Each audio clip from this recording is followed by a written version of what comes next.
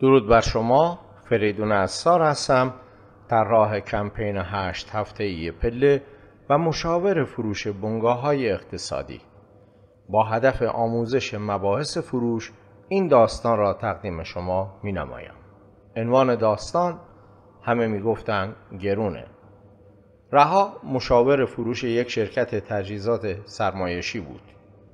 وقتی محصول جدیدشون کولر کم مصرف و بی صدا با قیمت نسبتاً بالا وارد بازار شد، فروشندگان میگفتن مشتری تا قیمت رو میشنوه میگه گرونه و سریع خداحافظی میکنه. اما رها تصمیم گرفت استراتژی متفاوتی در پیش بگیره. وقتی تماس میگرفت با جمله‌ای شروع میکرد که همه رو متعجب میکرد.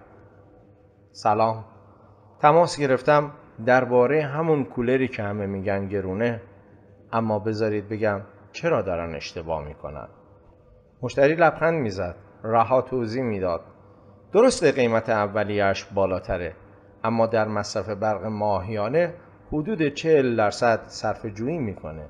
یعنی در کمتر از 9 ماه با تفاوت قیمتش روی قبض جبران میشه و بعدش فقط سود میکنید. او حتی فایل اکسل ساده‌ای طراحی کرده بود برای مقایسه قبض‌های قبلی و جدید مشتریان واقعی. در اولین ماه کمپین، رها تنها کسی بود که از بین 6 فروشنده به تارگت کامل خود رسید. رها اعتراض را قبل از مشتری مطرح کرد و با شفاف سازی ذهن او را آزاد گذاشت. نتیجه گیری داستان. این داستان درس مهمی درباره نحوه برخورد با اعتراضات رایج در فروش دارد، نه از موضع دفاع، بلکه با جسارت، شفافیت و پیش دستی. رویکرد رها نشان می‌دهد که اعتراضها را می‌توان تبدیل به فرصت کرد اگر با زاویه دید درست به آنها نزدیک شد.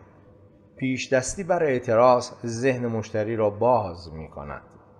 رها خودش اولین نفری بود که واژه گرونه را مطرح کرد، اما بلافاصله زاویه دید متفاوتی به آن داد.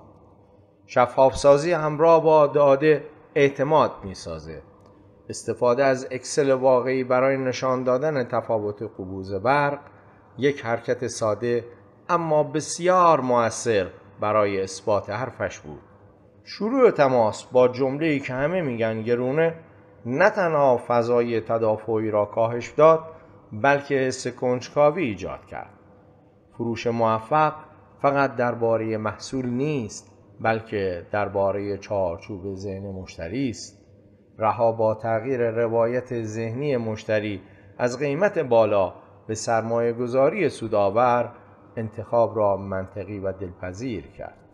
امیدوارم نکاتی که در دل این داستان مطرح شد مفید واقع شود.